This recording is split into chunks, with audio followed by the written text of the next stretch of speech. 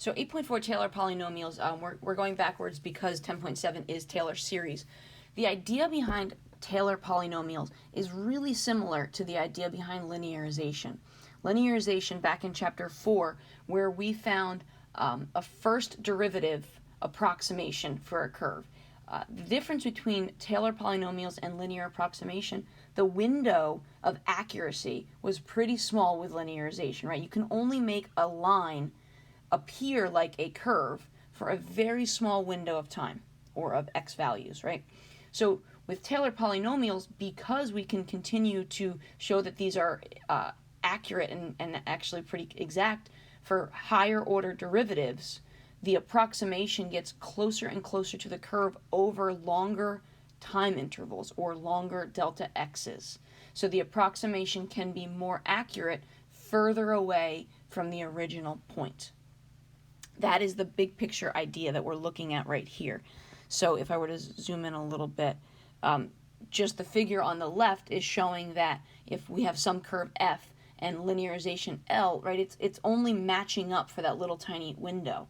Whereas if we go from F to L and then to that second order approximation, it looks like it's a black curve there. The black and the pink resemble each other for a longer X time period, okay? And then the higher we go, we can go third, fourth, etc., the more and more accurate it is. Because now we're not only looking at, the increasing and the decreasing matching up, but then we're looking at the concavity matching up, and etc. All of the different turning points you'll see through this section become more and more accurate.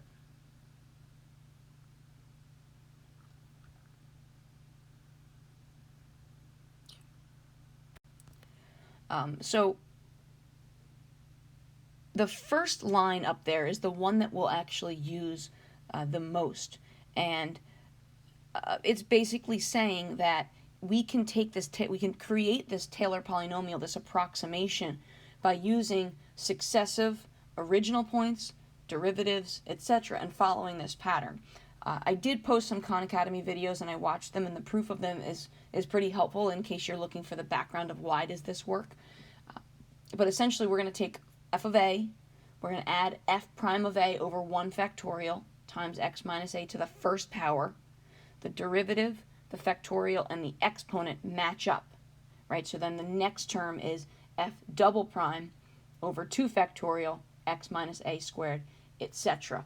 And you can continue this process all the way up to the nth Taylor polynomial using f of the derivative to the nth time, n factorial x minus a to the n power. And the video that I was referring to proves how each of these end up being equal to one another because of the way the constants and so forth and those x minus a terms cancel out. The second function that's written there in terms of Taylor polynomials is just saying you can find the next one by using the previous Taylor polynomial and adding another term. That's all that that's saying. So, of course, that can be helpful, but we really need to see the first, second, third, fourth, etc. terms most of the time.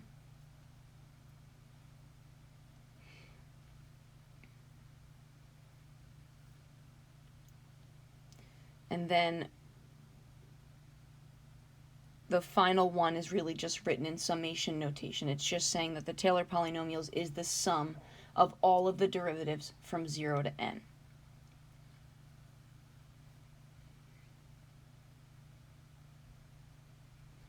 Right, and if I even investigated this original one that's up top, and I just, well, what's the 0 Taylor polynomial?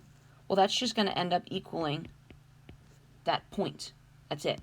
That's the only approximation that we have, so then it's the exact value of the function there. And then if I say, well, what's the first degree Taylor polynomial? Well, that ends up being our linear approximation, because I would only take these first two terms, which would be f of a, right, the y value, plus f prime of a, the slope, divided by 1 factorial, or 1, times x minus a, which is our delta x. So that's our linear approximation. So embedded in here is something that we already learned. Right? It's not like it's changing anything, it's just continuing with that same idea. And of course, I would build on that depending on what order Taylor polynomial the question is asking for. And then this is just saying that Taylor polynomial to the nth order is the summation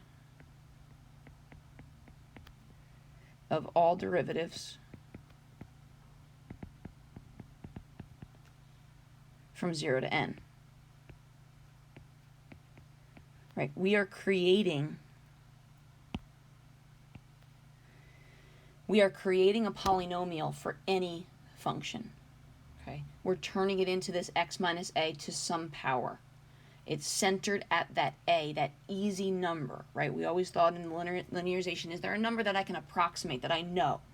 Well, we're still going to use that same idea, and then we can say, well, now can I approximate values that are near a? And how far away can I get and still be accurate?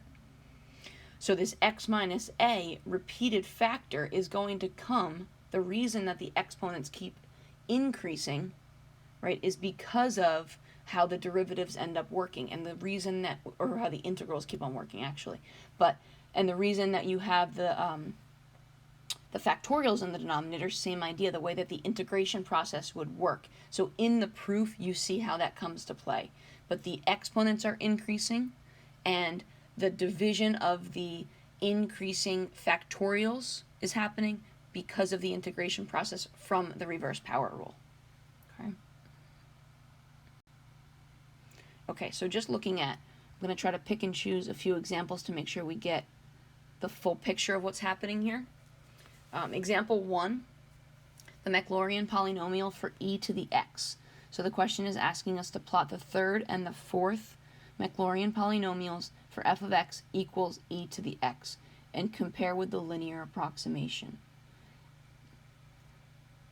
I'm going to be honest, I was trying to do a little bit of research. The only difference that I'm seeing in this section between the Maclaurin versus the Taylor is the mathematician that investigated these particular functions. So that's why you have all of a sudden a name change from Taylor to Maclaurin. Process is the same here. So a couple of things that I would note as I approach this e to the x, right? I would note that the derivative of e to the x never changes. So when I'm looking at that Taylor polynomial and I have to have the f of a, and then the f prime of a, f double prime of a, etc., they're all going to have an e to the x in them because the derivative never changes.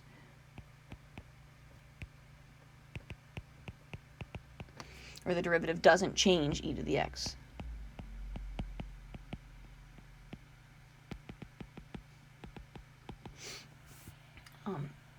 Right, so then f prime of x is still equal to e to the x, which is equal to f of x as an example. And furthermore, because we want specific moments here, we don't want just function values for the derivatives, we could then also say that f of, I'm going to use 0 because that would be like a nice easy value for us to evaluate with e. Oops. I think the definition for Maclaurin is that it's centered at 0. Okay, that's helpful. I appreciate that, Tyler. I was trying to look to see what the difference was. So more specifically than Taylor, Maclaurin is centered at 0. Cool.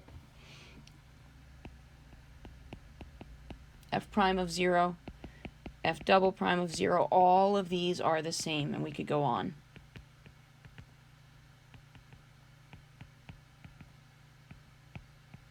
Okay, so I'm just making, those are kind of just notes in the beginning. So if we do our Taylor polynomial centered at 0, and we do it for the third order, and then we'll do it for the fourth order as well, right? Just by pure definition, we need to fill in what is f of 0 for the first term plus f prime of 0 times the x minus a, which is 0. So I'm just going to put that there so that we get used to the pattern. Over, you can put the over 1 factorial wherever you'd like. I mean, I guess it does make sense to put it here, but I've seen it in different examples. Some people put it under the x minus a portion. That f prime of 0 over 1 factorial is the true coefficient, though. And then we need plus f double prime of 0 over 2 factorial times x minus 0 squared, or x squared. And we finally need f triple prime of 0, 3 factorial x minus 0 cubed, right? So cleaning that up, f of 0 is just a 1. F prime of 0 over 1 is still just a 1 times x minus 0 to the first is just an x term. F double prime over 2 factorial would be a 1/2. And then x minus 0 squared is x squared plus 1/6 x cubed. So like for A, you can, like if it's a Maclaurin, you can only pick 0 for A, Yes. right? But for the other one, what was its name? Taylor. Taylor For could Taylor. be anywhere else. Okay. Cool. But we want to keep it small, right? Well, we are going to investigate later in this section. We'll learn how to figure out that error, right? Because we would want our error to be relatively small. And we'll learn how to determine how large or how far away from our center we can go and still have something that's accurate. Okay? Is there a preference in where the coefficient is? So whether you're dividing by 2 or you're putting a 1/2 in front of the x squared, is there a... There's not. It won't matter. Sometimes it's just going to be easier to simplify one way versus the other. What represents how far you go? It's relative, I guess, Moulin, right? Because it depends on the magnitude of the values that we're looking at. So most of the time when we talk about error, we bring it to a percent error. That way, we can bring in that relativity. If we're talking about a large output, and then that means that our error could be bigger than if our output is small to begin. Do you understand what I'm saying? Like, if my output is meant to be 1,000,000, and my error is like 10, that's really not that big with respect to 1,000,000. But if my output is meant to be 1, and I'm having a difference, an error of 0.2, that's large with respect to it. So we're going to learn how to do that at the end of the section. And it's usually dictated. It'll say that it wants error of smaller than 0.003, for example. And we'll learn how to do that. I have a question. Okay. For A, is it just like if you had, for instance, e to the like x minus 3, would then A equal 3 and you have to do it like that, or is it like something different? If the function was defined as quantity e to the quantity x minus 3, is that what you're suggesting? Yeah, like what else would A be? No, in this case, A is going to be 0 always because Tyler corrected me. Maclaurin is telling us that it is going to be centered at 0. And if it were like a Taylor polynomial for e to the x, would you like? They would give it to you. They would give it to tell you what A is? Yeah. Yeah, like our next example, they're telling us what A is going to be. A is the center, right? A is the center, and in most commonly, I understand where you're going with this, Heidi. Most commonly, it's a nice, easy number that we can compute. So what else is easy that we can compute? I mean, everything else is going to give us an irrational value, right? So E is going to be most commonly done at 0. But then, like, why do you need to use different A's? Like, what would the difference be between, like, different polynomials centered differently? Because we're only going to be able to approximate values. Let me finish this and show the graph, and then that might help us. Okay. Okay. So here's our Taylor polynomial for the third order. The Taylor polynomial for the fourth order just takes everything that we just found,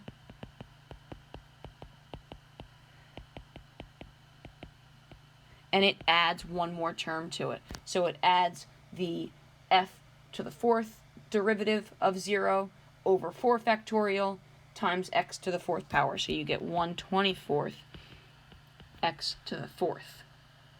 And we know in terms of polynomials, right, each time we add an exponent, we're getting more turning points and things like that and so forth.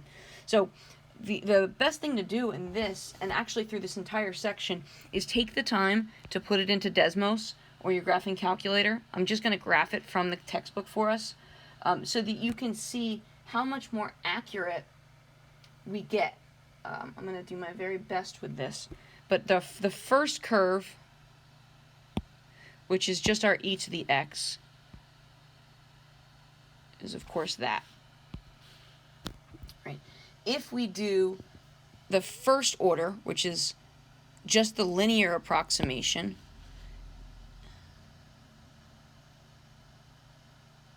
It's gonna be 1 at 0, it's going to be right here. It's only accurate, excuse me, at that moment.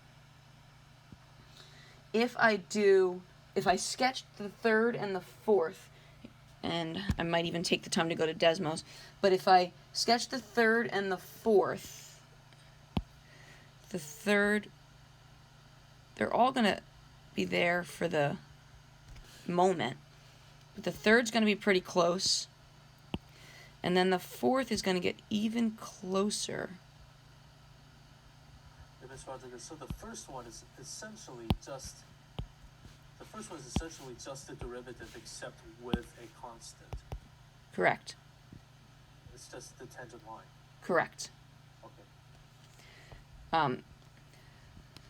So to answer how, I mean, in terms of the scale also, this is only the way I'm sketching it. This is about 1 right here. And this is 5. So our window for accuracy gets better and better as we increase our order of the of the Maclaurin polynomial here. For the first order, it's only accurate, a sliver left and right of 0. The yellow got better, but the red's getting better, and as we would continue, if I did the 5th and the 6th, etc., it would almost appear to be matching for that window. But our window still isn't ginormous. We're still only looking 1 and then -1 on the left and on the right. Now, if I wanted to do this, I could absolutely do this anywhere else. I would just need a calculator to be able to get an exact value. Right now, I can say, oh, well, it's close to 1. I don't know exactly what it is, but I can, based on this, I know that my approximations are going to continue to grow. And much of this section still does require a calculator in order to get the full visual, in order to get an actual calculation, and then later to get the error. So I could center this anywhere I wanted, and I would get a more accurate graph, over at 2, over at 10, wherever I chose to do it. You would just need a calculator. Okay?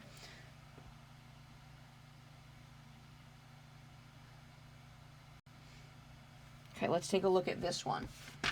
This one's a little bit more detailed because the derivative for square root changes each time. It's not going to the same like the x one did. So this one requires some side work. And then also the graph, taking a look at the graph can be helpful as well. All right, so the question is, compute the Taylor polynomial t sub 4 of x centered at 3 for f of x equals square root of x plus 1. Okay. So I like to, it's up to you, but I like to kind of map out what information am I going to need, and then I kind of find that as my side work, but you could go vice versa. So if my a is 3, right, and I want to go all the way to the 4th, then I know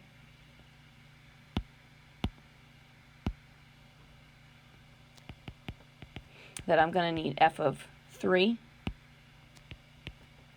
and I'm going to need f prime of 3, and right here, well, it's going to be divided by 1 factorial, and then it's going to be x minus 3 to the first power, plus I'm going to need f double prime of 3 over 2 factorial times x minus 3 to the second power. Third derivative at 3 over 3 factorial x minus 3 cubed, and fourth derivative at 3 over 4 factorial x minus 3 to the 4th.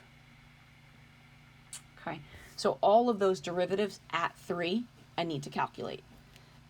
And I'm going to need to then simplify with the coefficient. So I think this goes back to Nico's question a little bit.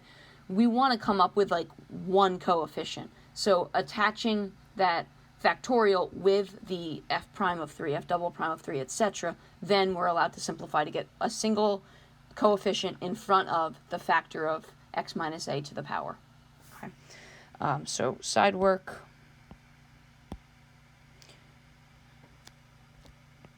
F of 3, first of all, would be square root of 4 or 2. Right, f prime of x I need, which is going to be a half x plus 1 to the negative a half. So f prime of 3 would then be a half times 4 to the negative a half, which would give me a fourth.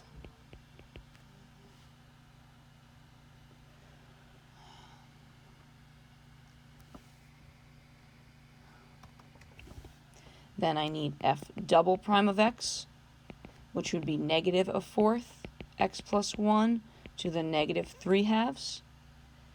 F double prime at 3 is going to simplify. I'm just going to skip a few steps. Simplify to negative 1 over 32 when you get there.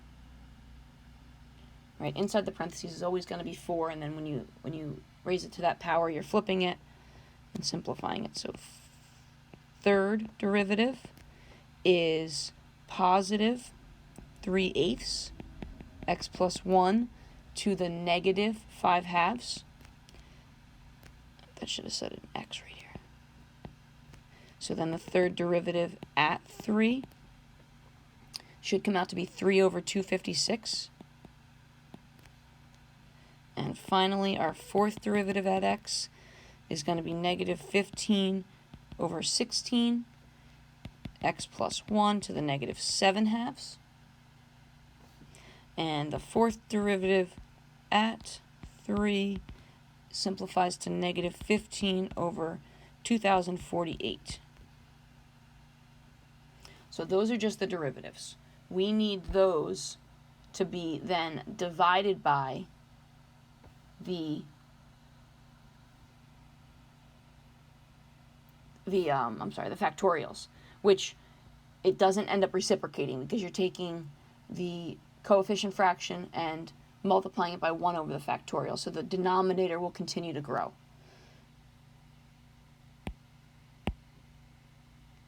So I'm just going to write it out again. So f of 3 is 2. F prime of 3 is 1/4. And we're timesing it by 1 factorial, so 1 over 1, x minus 3. Plus f double prime, negative 1/32, timesing it by 1 over 2 factorial, or 1/4, times x minus 3 squared. And then we had 3 over 256 times 1 over 6, x minus 3 cubed, and a negative 15 2048 times 1 over 24, x minus 3 to the 4th.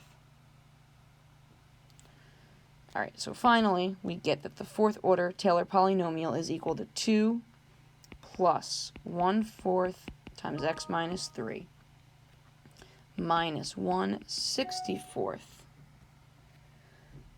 times x minus 3 squared plus 1 over 512 times x minus 3 cubed minus 5 over 16,384 times x minus 3 to the 4th. Okay.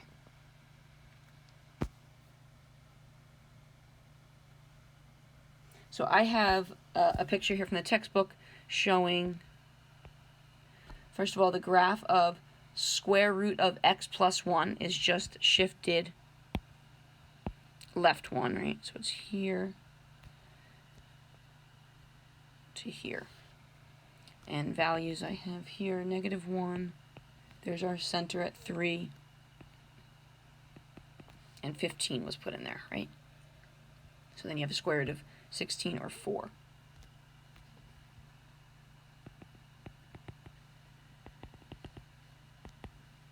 Okay. And right here would be 2. So if I were to take the fourth order Taylor polynomial and put that on the graph, it looks something like this.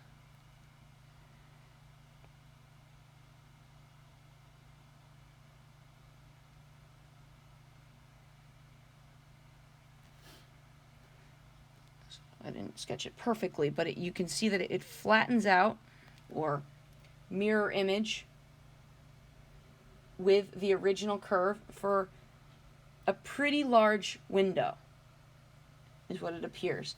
And if you put it on a graphing calculator or Desmos and really zoomed in and out, you could see it's pretty accurate for a longer time period than, of course, the first order one would have been. Okay.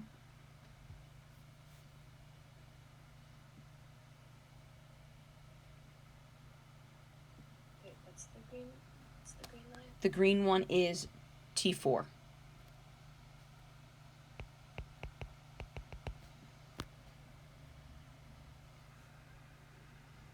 Okay, we have 20 minutes left.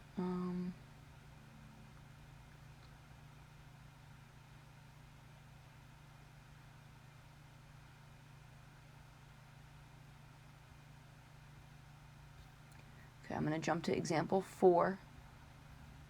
And then example 6 we should have time for.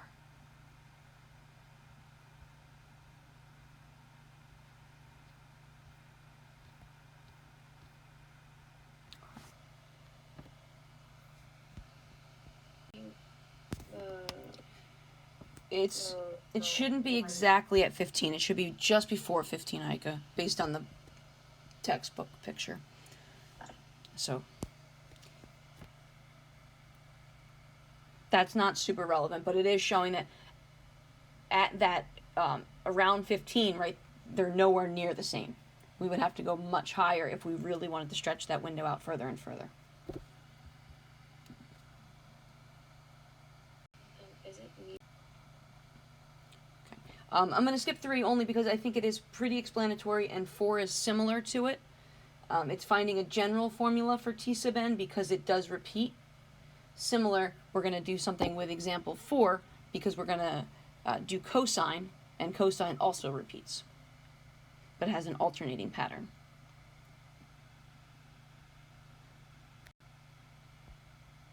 Okay, so we are finding the Maclaurin polynomials of f of x equaling cosine x.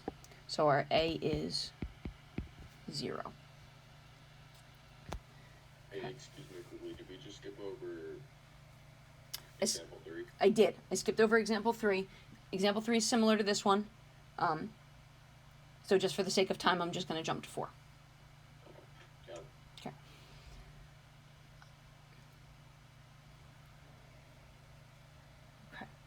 Okay. So with this, I'm going to do my side work. I'm going to find the derivatives of cosine, first, second, third, fourth, etc., and establish the pattern. We know that there will be a pattern with our cosine or sines. So f prime is negative sine x. F double prime is then negative cosine x. F triple prime goes back to positive sine x. And the fourth derivative would return to cosine x. So that's where our pattern concludes. Right? So we could make a statement here, a conclusion, that if we derive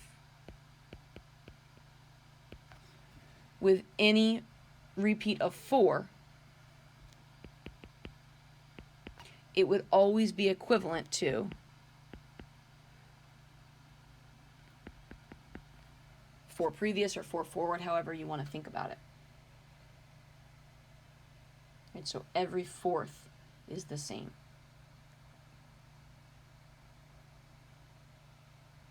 The other thing that we want to observe, not only that the functions, the derivatives of functions have a pattern, it would make sense that the derivatives at 0 also have this pattern.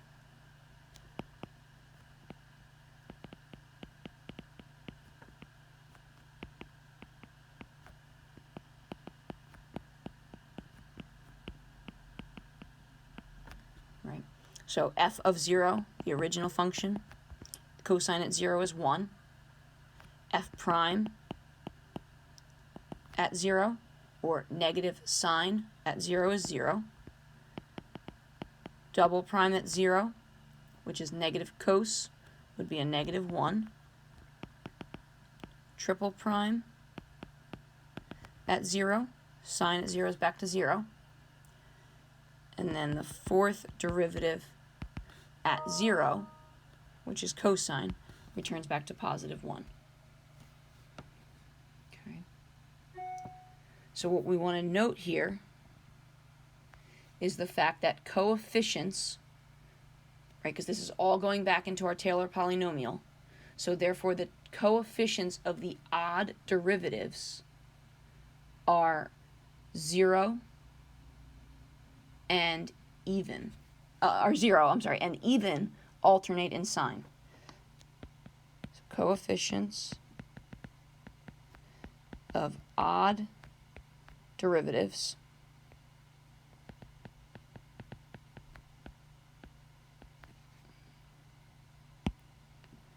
are 0, and even derivatives alternate in sign.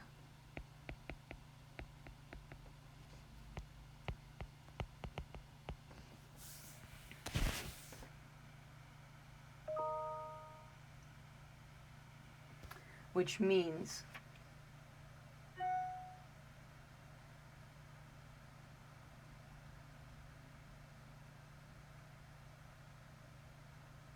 that they would be, negative 1 to the k power over 2k factorial.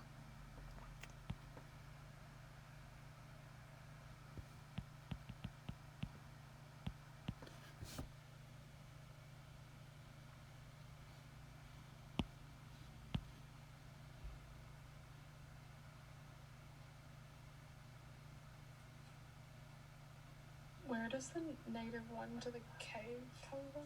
Because of the alternating in sign, going from 1 to negative 1 to 1. So depending on which one we're at, then it'll be either positive or negative. Okay. And then Just 2k. Yeah. The 2k, because it's even. So if we're at the first, if I don't put it as 2k and I left it as just k, then it would indicate all of them. okay. So that's just showing that only the even ones. I'm going to put it into the rule in a moment. This is just kind of a side note. So if we were to write out the first couple to see it a little bit more clearly, you change colors. The 0th one, I'll start there. Right? That's just the f of, well, that's the same as what I should be saying. That's the same as the first one. The reason it's the same as the first one is because of the fact that f of a, or f prime of a, is going to be 0. So that term is going to cancel out.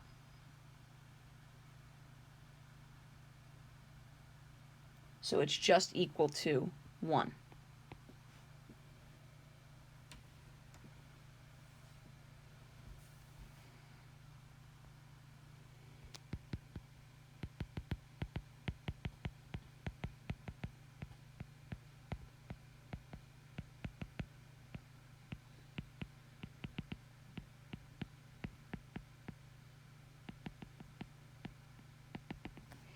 Right, so every time we have an odd, I'm sorry, I mixed that up, an odd, those terms go to 0, which is why the 0th polynomial, which is just f of a equaling 1, is going to be the same as the first one, because it takes the first two terms, 1 plus 0, and we get the same thing. So then if I go to the second right, then the second is going to be the same as the third, because the third term would disappear. And we would just have the 1 minus 1 over 2 factorial x squared.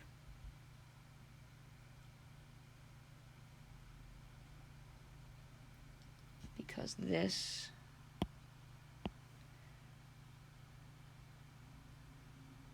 will always zero out right here. The third derivative one will zero out, the fifth derivative one will zero out, etc. So then t4 is equal to t5, which is equal to 1 minus 1 over 2 factorial x squared plus 1 over 4 factorial x to the fourth, etc. So here's where that 2 comes in. Right now we can make a general rule, t sub 2n of x would then be equal to t of 2n plus 1, right, the next one, which is equal to all of your evens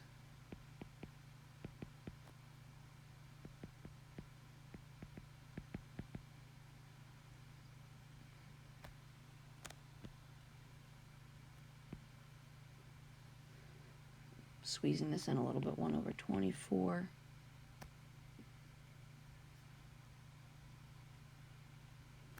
x to the sixth plus dot dot dot, and then now is where we can indicate this rule over here where we have the alternating negative 1 to the n over 2n factorial, and then we would have x to the 2n power. This point next part is there's 1 minus 1 over 2 x squared plus 1 over what x squared? 24 for 4 factorial. Oops, did I do it twice? I did. This one on the bottom should have said 6 factorial. Thank you, Mullen. Okay. Yeah, I was thinking like, what is it?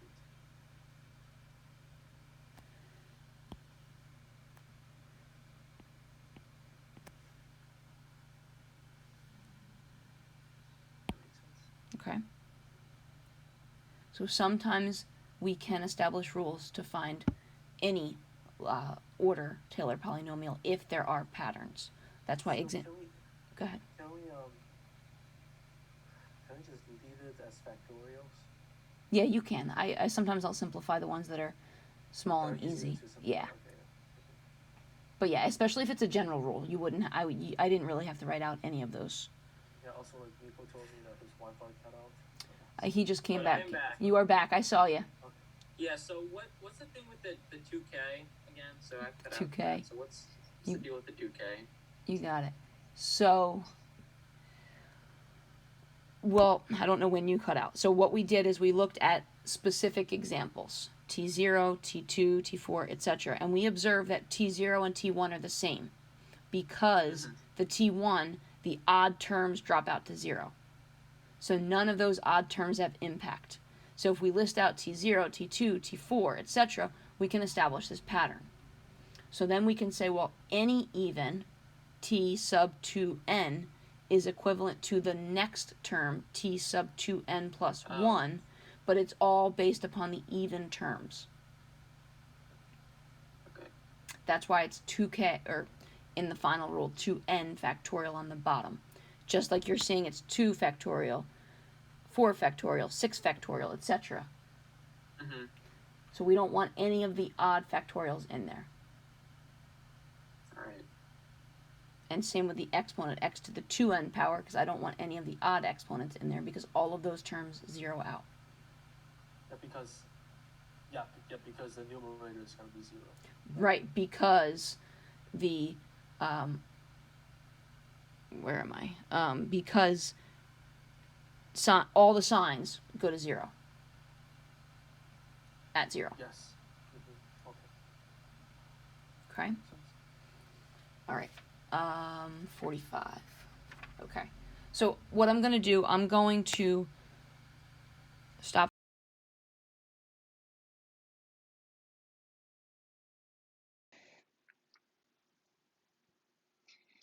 Okay, so this is the error bound that we were talking about, and it gives validity to our approximation, right? If our approximation is not accurate enough to the actual function, then right, we wouldn't want to actually use that. But the big question is, well, how do we know if it's accurate? So this formula, this theorem, gives us an error bound that we can go by, and it is based off of the next level derivative. So if we are talking about, for example, a third order Taylor polynomial, and we're looking for to calculate the error there, then we would use the fourth derivative to figure out a maximum k value. And then that maximum k value, in conjunction with this coefficient term that we've been working with, as well as the x minus a around the center, right, to the next degree, that will be the maximum that the error can be in order for it to be considered acceptable. Okay, so we're going to take a look at a different example than what I have already class. Okay, so this is the example that I just did in class for you all. And then here's another example with using the error bound. So let t sub n of x be the nth Maclaurin polynomial for f of x equals cosine x. So Maclaurin centers at 0. Find a value of n such that the absolute value of cosine of 0.2 minus t sub n of 0.2 is less than 10 to the negative fifth. So step 1 is to figure out that k value, right, to help set the maximum. So absolute value of the nth derivative of f,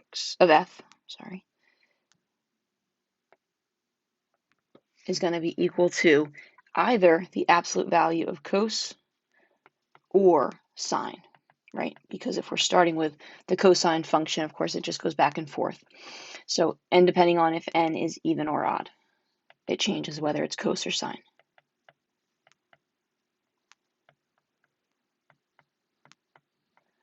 Right? And so therefore, we can make this statement that the absolute value of nth derivative is going to be less than or equal to 1 for all u's. So therefore, our maximum k can be as 1. So step 2, we need to figure out what the n value needs to be in order for this error to be true. Okay, so we're finding n now. This is a little different than the example we did in class.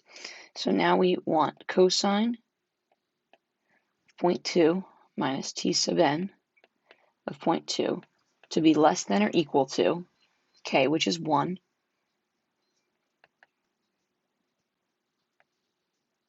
0.2 minus 0, the a value, to the n plus 1 power over n plus 1 factorial.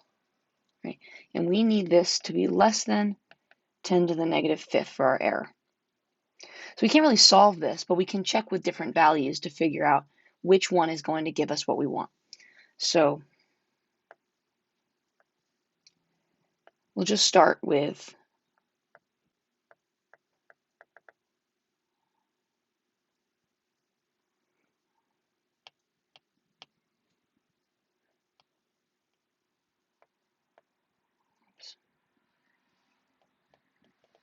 just writing down what we're looking at. And then let's test it with 2, 3, and 4 to start. So if we test it with 2, we would have 0.2 cubed over 3 factorial, which ends up equaling approximately 0.0013. So that's not small enough. So if we test it with 3, 0.2 to the fourth over 4 factorial we end up having 6.63 times 10 to the negative fifth power. Not quite small enough. And if we go to the fourth, it would be 0.2 to the fifth over 5 factorial, which is approximately 2.67 times 10 to the negative 6th power. That is indeed less than 10 to the negative 5th power. So therefore, our conclusion is when n equals 4, the error is less than 10 to the negative 5th.